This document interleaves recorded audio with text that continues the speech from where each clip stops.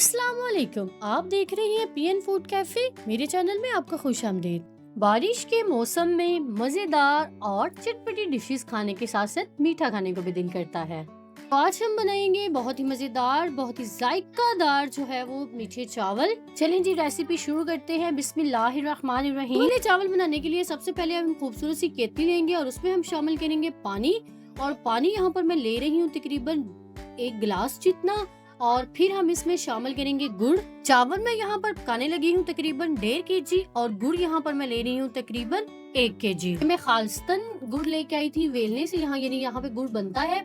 तो इसमें आपको थोड़े से जो है वो पार्टिकल्स नजर आएंगे, लेकिन बाद में हम इनको स्टेन करके साफ कर लेंगे। गुड़ की हम चाशनी तैयार करेंगे। दूसरी तरफ हम एक केतली लेंगे और केतली में हम पानी शामिल करेंगे। पानी शामिल करने के बाद हम इसमें अपने सोक किए हुए राइस शामिल करेंगे। अब हमारी चाशनी बनकर बिल्कुल तैयार है। अब हम इसको जो है वो स्टेन कर लेते हैं। चाशनी को यहाँ पर हम बहुत अच्छे से स्टेन कर लेंगे। दूसरी तरफ चावल जो हमने अपने बॉईल करने के लिए रखे हुए थे, ये भी तकरीबन पक चुके हैं और इनको हम चेक करेंगे।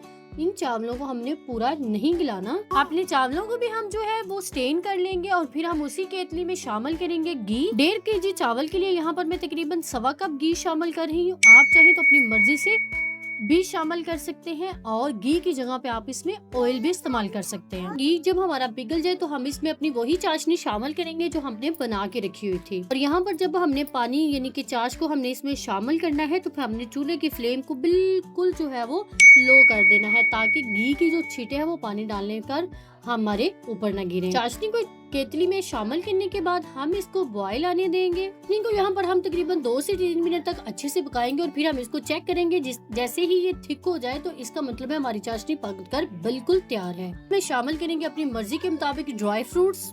शामिल करने के बाद अब हम इसमें शामिल करेंगे अपने बॉयल करके रखे हुए राइस। तब तक अगर आप मेरे YouTube चैनल पर नए हैं तो मेरे चैनल को सब्सक्राइब कीजिए और बेल आइकन को भी लाजमी प्रेस कर दीजिए, ताकि आने वाली हर वीडियो आप तक बहुत जल्दी पहुंच सके। और अगर आपको मेरी रेसिपीज पसंद आती हैं तो इसका लिंक अपने दोस्त अहबाब में भी शेयर कीजिए। शामिल करने के बाद हम अपनी चाशनी के अंदर इनको अच्छे से मिक्स करेंगे और बहुत अच्छे से इसके अंदर चम्मच हिला देंगे। इसके ऊपर शामिल करेंगे अपना क्रश किया हुआ नारियल और इसको दम पर रख देंगे।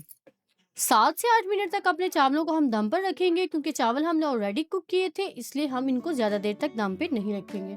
ये देखिए जी, माशाल्लाह से अल्हम्दुलिल्लाह से हमारे जो चावल है वो बनकर बिल्कुल तैयार हैं। अभी अपने घर में इसे जरूर बनाइए और मौसम के साथ साथ इनको एंजॉय कीजिए। मजीद इस तरह की नित नई और मजेदार सी रेसिपीज जानने के लिए जुड़े रहिए मेरे चैनल के साथ। मिलते हैं एक नई वीडियो में एक नई रेसिपी के साथ।